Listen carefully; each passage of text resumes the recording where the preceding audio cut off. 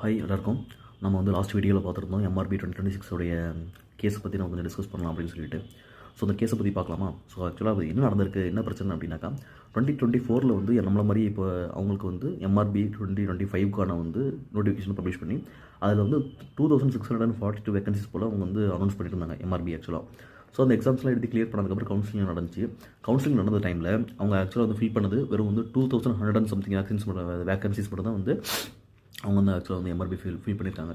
மிச்ச வேகன்சியில் வந்து பேக்லாக் வேகன்சின்னு சொல்லிட்டு அதுக்கான பீப்புளை வந்து அவங்க வந்து சர்டிஃபிகேட் வெரிஃபிகேஷனுக்குலாம் கூப்பிட்டு அவங்க சர்டிஃபிகேட் வெரிஃபிகேஷன் சிவிலாம் பண்ணிவிட்டு அதுக்கப்புறம் அவங்களை வந்து வெயிட்டிங் லிஸ்ட் ஒரு ரிசர்வேஷன் சொல்லி வச்சுருந்தாங்க. ஓகேவா? ஸோ இப்போ இதில் என்ன பிரச்சனை அப்படின்னாக்கா ஆல்ரெடி வந்து இதுலேயே வந்து 2100 பீப்புள் சம்திங் வந்து சிவி வெரிஃபிகேஷன்லாம் போய்ட்டு ஜாயின் பண்ணியிருப்பாங்கள்ல, அதில் சில பேர் வந்து ஜாயின் பண்ணாமல் இருந்திருக்காங்க. அது பேர் நான் ஜாயினிங் வேகன்சிஸ்ன்னு சொல்லுவாங்க. ஓகேவா? அந்த நான் ஜாயினிங் வேகன்சிஸ் இருக்குது. அப்புறம் வந்து பேக்லாக் வேகன்சிஸு அப்புறம் வந்து இப்போ வந்து ரீசெண்டாக நடந்த பிஜி ட்ரான்ஸ்ஃபர் கவுன்சிலிங் நடந்த வேகன்சிஸு இவ்வளோ வேகன்சிஸ் இருக்கிறதோட சேர்த்து இதெல்லாம் சேர்த்து ஒரு டோட்டலாக வந்து 450 வேகன்சிஸ் போல் லாஸ்ட் டைம் வந்து ஃபில் ஆகலை. ஸோ ஆல்ரெடி வந்து வெயிட்டிங் லிஸ்ட்டில் இருக்கிறவங்கள தானே நம்ம வந்து இந்த 450 வேகன்சிஸ்க்கு வந்து ஃபில் பண்ணணும்.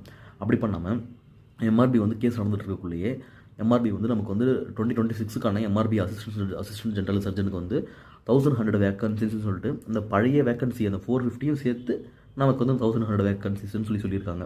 ஸோ இது வந்து அவங்களுக்கு வந்து பெரிய பேச்சு பொருளாக இருக்குது. ஏன்னா வந்து வெயிட்டிங் லிஸ்ட் நாங்கள் இருக்கக்குள்ள நீங்கள் எக்ஸாம் வந்து அடுத்த எக்ஸாமுக்கான நோட்டிஃபிகேஷன் நீங்கள் விடலாம். ஓகேவா? ஏன்னா வந்து அவங்களுமே அந்த பீப்புள் பெட்டிஷன் பட்ட பீப்புள் இவங்களுமே பாவம் தானே.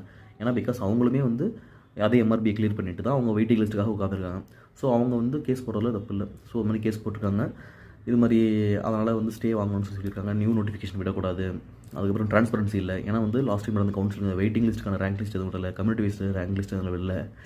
அதுக்கப்புறம் ஒழுங்காகவே எதுவும் பெருசாக அந்த டைமில் இது பண்ணல. அதனால் வந்து எம்ஆர்பினால் கவுண்டர் அஃபிடவிட்டே பண்ண முடியல. அதாவது எதிர்த்தரப்பு வாதமே வந்து கோர்ட்டில் வைக்க முடியல. ஏன்னா அவங்க மேலேயும் கொஞ்சம் மிஸ்டேக்ஸ்லாம் இருக்குது. ஸோ அதனால் கோர்ட் வந்து என்ன சொல்லியிருக்காங்கன்னா இப்போதைக்கு ஸ்டே வாங்கியிருக்காங்க. இதோட அவுட்கம் வந்து எப்படி வேணாலும் போகலாம். ஒன்று ஸ்டேவை வந்து அப்படியே எக்ஸ்டெண்ட் பண்ணிகிட்டே போயிட்டு இருப்பாங்க. அப்படி இல்லைனாக்கா இது வந்து அந்த ஸ்டே வாங்கியிருக்காங்கல்ல அவங்களுக்கு வந்து சாதகமாக முடியும். எப்படின்னாக்கா ஃபஸ்ட் வெயிட்டிங் லிஸ்ட்டை ஃபில் பண்ண சொல்லுவாங்க. அப்படி ஃபில் பண்ணாக்கா நமக்கு வந்து 450 வேகன்சிஸ் போல் போயிடும். 1100 பேலன்ஸ் 600 சம்திங் 650 போல் தான் இருக்கும்னு நினைக்கிறேன். ஸோ அப்படி இருக்கும்போது இது வந்து நமக்கு வந்து பயங்கர பேக்லாக் தான், நமக்கு வந்து பிரச்சனை தான். ஸோ அதனால் இது வந்து நம்ம எம்ஆர்பி நம்புறது வேஸ்ட்டு. என்ன கேட்டால் நம்ம அடுத்தது படிக்க ஆரம்பிச்சிடலாம். ஏன்னா வந்து ஸ்டே வேகன்சிஸ் வந்துருக்கு. ஸ்டே எக்ஸ்டெண்ட் பண்ணலாம். நம்ம மேக்ஸிமம் வந்து இந்த ஸ்டேவை வந்து தூக்கிட்டு நமக்கு வந்து வழக்கமாக கவுன்சிலிங் நடக்கலாம்னு சொல்கிறது ரொம்ப கஷ்டம்தான். பார்ப்போம், வெயிட் பண்ணி பார்ப்போம். இன்றைக்கி தெரிஞ்சிடும் நமக்கு எப்படின்னு சொல்லிட்டு. நம்ம அடுத்தது எம்ஆர்பி இனிஷியேட்டிவ் இபிஜிக்கு வந்து படிக்க ஆரம்பிச்சிடணும் கண்டிப்பாக. பை.